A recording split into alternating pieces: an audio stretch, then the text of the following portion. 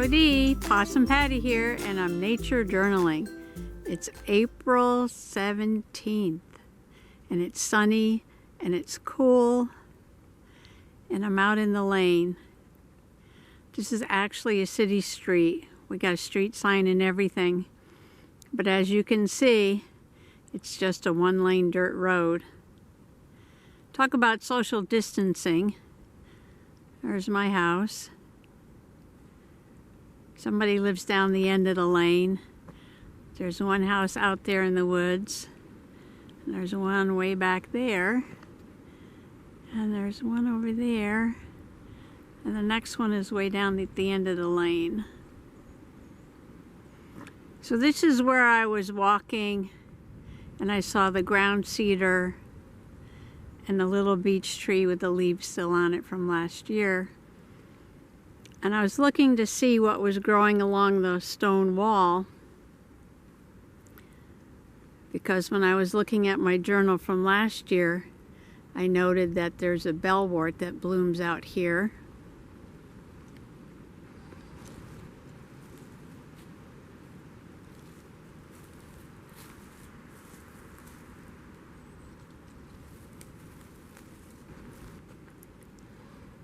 I think the south side of the rocks gets a few things growing early. And here's a patch of Canada Mayflower with a different form.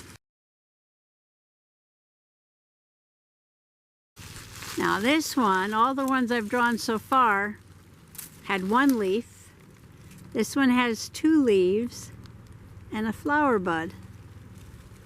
So then I stopped to do a quick sketch of the Canada Mayflower with this form that has two leaves and the little white bud. This leaf, I made a note, was attached very close underneath this bud, and the other leaf was a little further down on the stem.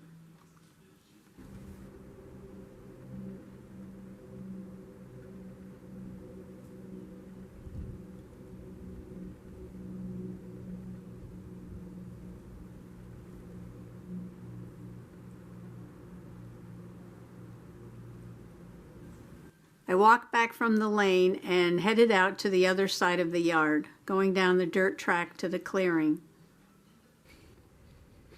Okay, now I'm just wandering around.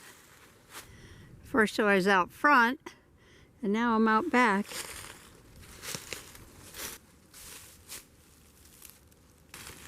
And these are going to be ferns, because I see the fiddleheads.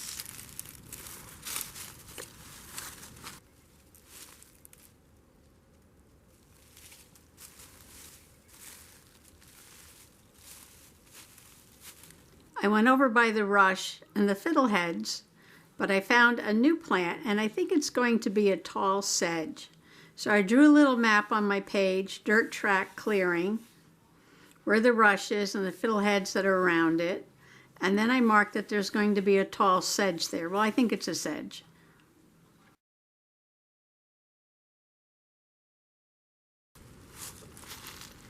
And this is not a fern.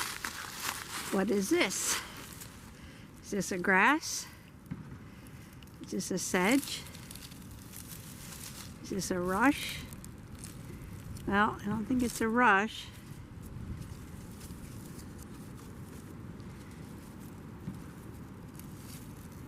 I'm looking at an old stalk here, and it almost feels like it has edges. So maybe this is going to be a very tall sedge. That's interesting. There's the top. Oops.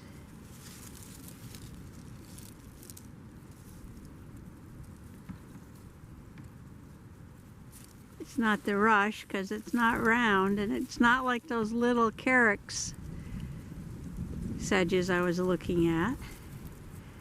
I think it has a triangle stem. And we'll have to come back and see what this one's going to be.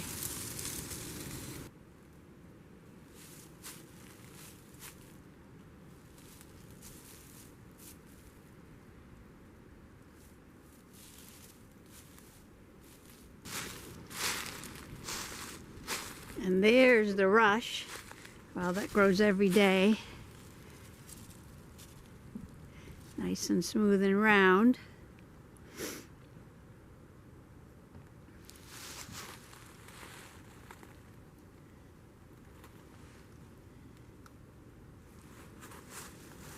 Buds coming out on trees.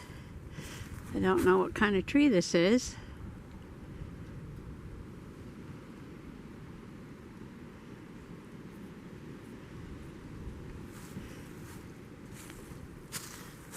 But look at the pink buds on that tree over there.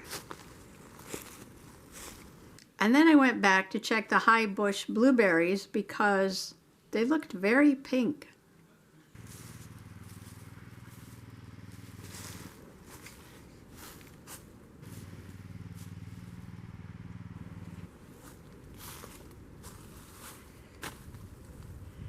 Aren't those pretty?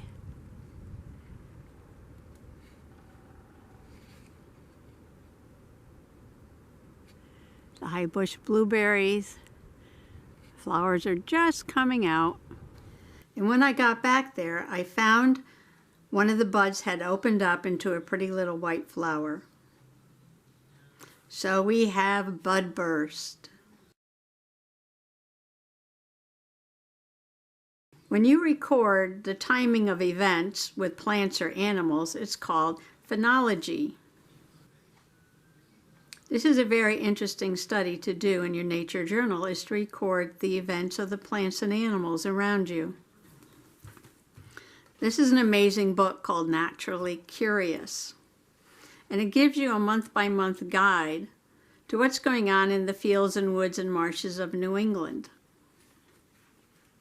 So if you don't know what to look for, you can just go to the month and read about what events may be happening in your area.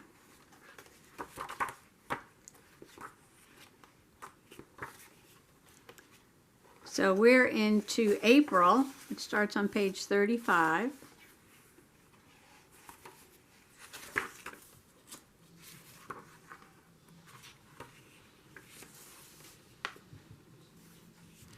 In New England, April experiences a greater degree of transformation than any other month of the year.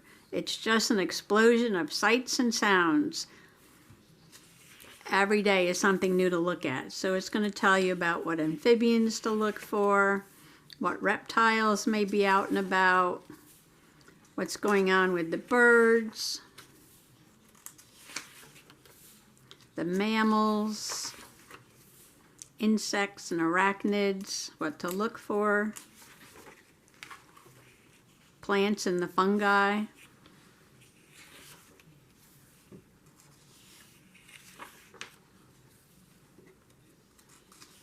And then here's a closer look at a few things of what's going on. But once you get used to your area and you have it written down in your journal, you'll know what to be looking for. Naturally Curious by Mary Holland. She also has an amazing website. I'll put the link below. So I brought in a little twig from the high bush blueberry.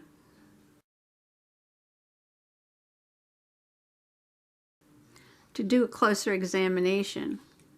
High bush blueberry is Vaccinium corymbosum. And resources tell me that the flowers are urn-shaped, and that means there's 5 petals, but they're fused together and almost enclosed in a globe shape. But they separate at the mouth into individual flared petals.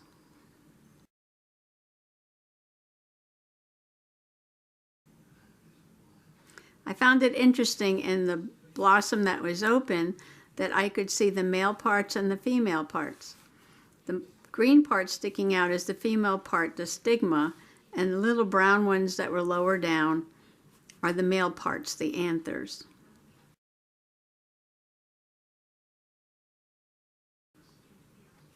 All the petals together is a part of the flower that's called the corolla. But the buds were this amazing pink color.